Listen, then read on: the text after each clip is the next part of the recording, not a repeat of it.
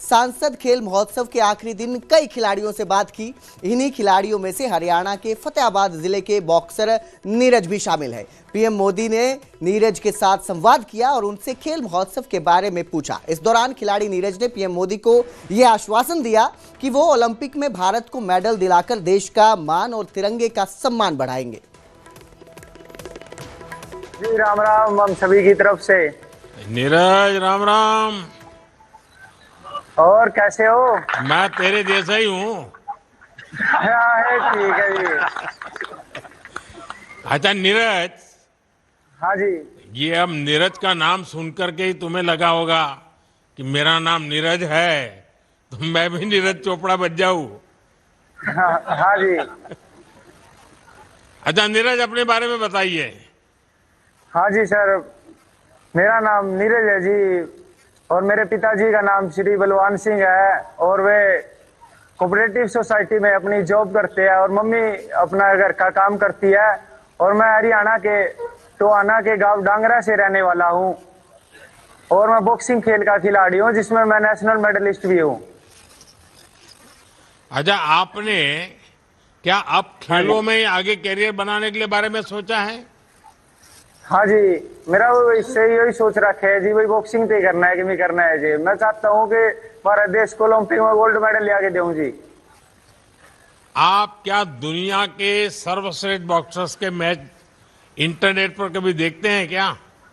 हाँ जी, विश्व के और अपने देश के भी घने बॉक्सर है जी अच्छे अच्छे जिनकी मैं फाइट देखूं जी, उन्होंने देख के मोटिवेट हूँ जी और उन्होंने सीखूं जी भाई वे किस तरह मार लाग रहे हैं, मार के गेड़ लाग रहे हैं। तो ये मोबाइल फोन पर बैठे रहते होंगे तो पिताजी कहते होंगे जाओ खेलो, ये क्या कर रहे हो तुम? ऐसा तो नहीं होता है ना?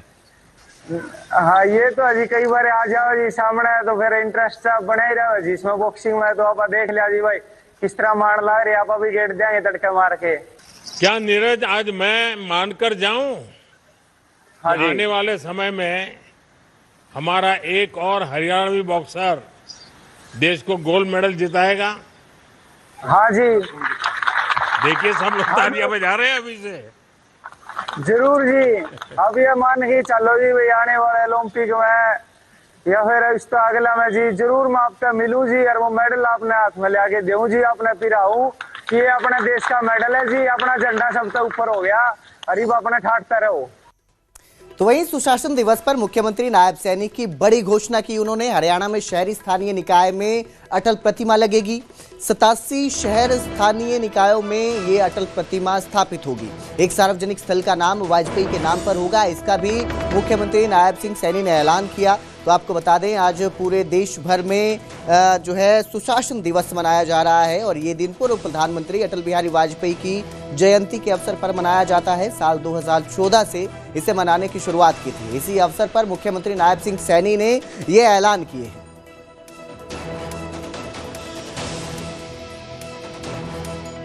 आज इस सुशासन दिवस के अवसर पर मैं साथियों भारत रत्न श्री अटल बिहारी वाजपेयी जी के जीवन और कार्यों से नई पीढ़ियों को प्रेरित करने के लिए उनके नाम पर अनेक संस्थाएं खोली जाएंगी जिनकी उनकी जन्म शताब्दी के अवसर पर राज्य के सभी 87 शहरी स्थानीय निकायों में कम से कम एक सार्वजनिक स्थल का नामकरण श्री अटल बिहारी वाजपेयी जी के नाम से किया जाएगा।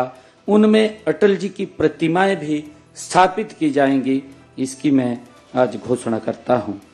आज सभी निकायों में एक ऐसे सामुदायिक भवन, पार्क, वाचनालय, सभागार, वृद्धाश्रम और या व्यावसायिक स्थल को चिन्हित कर लिया गया है और अगले 6 माह में अटल जी की स्मृति में इस फैसले को लागू कर दिया जाएगा। तो वहीं हरियाणा में आज कई जगहों पर सुशासन दिवस मनाया गया। इस दौरान पूर्व पीएम अटल बिहारी वाजपेयी को याद किया गया। सोनीपत में भी अटल जयंती मनाई गई।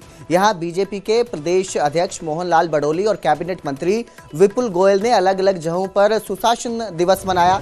इस दौरान उन्होंने अटल बिहारी वाजपेयी को श्रद्धांजलि भी दी। तो जैसे कि मैंने आपको बताया कि सुशासन दिवस जो है 2014 से मनाया जा रहा है और ये जो दिवस है ये पूर्व प्रधानमंत्री अटल बिहारी वाजपेयी जी की जयंती पर मनाया जाता है और इस दिन उन्हें याद कर श्रद्धांजलि दी जा रही है। ऐसी ही श्रद्धांजलि आज जगह जगह पर पूर्व प्रधानमंत्री अटल बिहारी वाजपेयी जी को दी गई।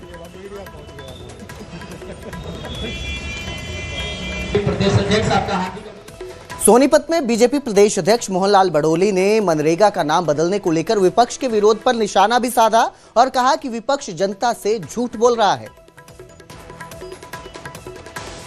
है महात्मा गांधी, राष्ट्रपिता महात्मा गांधी का इस देश में कोई कांग्रेस के कारण से सम्मान नहीं है। देश की जनताओं की भावनाओं के कारण से महात्मा गांधी जी का सम्मान है। और जो जी राम जी योजना, जो मनरेगा में सुधार हुआ है, उसमें बहुत सारे सुधार किए हैं। 100 दिन का जिस प्रकार से रोजगार की गारंटी थी उसको 125 दिन किया है, उसमें 25 दिन और बढ़ाने का काम किया है। और उसमें किसानी को, तालाब को, सड़कों को और बहुत सारे ऐसे काम नए जोड़ने का काम किया है, जिससे उन जो मनरेगा के तहत काम करते हैं उनको 15 दिन के अंदर जो काम करते हैं उसमें तनख्वाह भी उनको मिले। इस प्रकार से नए सुधार करने का। कैबिनेट मंत्री विपुल गोयल ने कांग्रेस को निशाने पर लेते हुए वोट चोरी के मुद्दे पर खूब हमला बोला और कहा कि सरकार जब विपक्ष को जवाब देती है तो वो विधानसभा से वॉकआउट कर जाते हैं। अब पता चल गया, माननीय अमित शाह जी ने लोकसभा के अंदर डिबेट करी और पूरा का पूरा बताया गया कि कौन वोट चोर है, कौन गद्दी छोड़ा है। अगर हरियाणा के अंदर वोट चोरी हुई तो बिहार के अंदर डकैती हुई होगी। तो बांग्लादेश। और अब जिक्र रोहतक का करेंगे, जहां एक भाई ने आखिरकार गिरफ्तार कर लिया है और इस मामले में 3 आरोपियों की पहले ही गिरफ्तारी हो चुकी है, जिसके बाद अब रवि आजाद को भी सलाखों के पीछे भेज दिया गया है। रवि आजाद की गिरफ्तारी 12 दिन बाद हुई है और अब उसे कोर्ट के आदेश पर 14 दिन की न्यायिक हिरासत में रखा गया है। रवि आजाद ही नाबालिग से छेड़छाड़ मामले में नामजद आरोपी था। हालांकि 15 दिसंबर को हुई पंचायत में रवि आजाद को क्लीन चिट दे दी गई थी, जिसके बाद पंचायत के फैसले पर भी सवाल उठे और कानून व्यवस्था पर भी। पीड़ित परिवार की ओर से भी रवि आजाद की गिरफ्तारी की मांग की जा रही थी और उन्होंने पंचायत से पहले भी एसडीएम और एसएचओ से जाकर रिक्वेस्ट की थी कि पंचायत के फैसले की जगह और पंचायत की जगह उन्हें कानून पर भरोसा है और उस मामले में निष्पक्ष तौर पर जांच होनी चाहिए, जिसके बाद अब आखिरकार रवि आजाद को गिरफ्तार कर लिया गया है।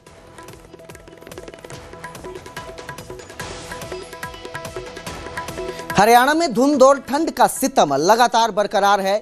इसी बीच करनाल में धुंध बढ़ने से वाहनों की रफ्तार धीमी हो गई है। अचानक बड़ी धुंध की वजह से तापमान में भी भारी गिरावट देखने को मिल रही है। वहीं लोगों को धुंध और ठंड की वजह से भारी परेशानी का सामना करना पड़ रहा है। लगातार ठंड बढ़ती हुई नजर आ रही है और इस वक्त हम मौजूद हैं करनाल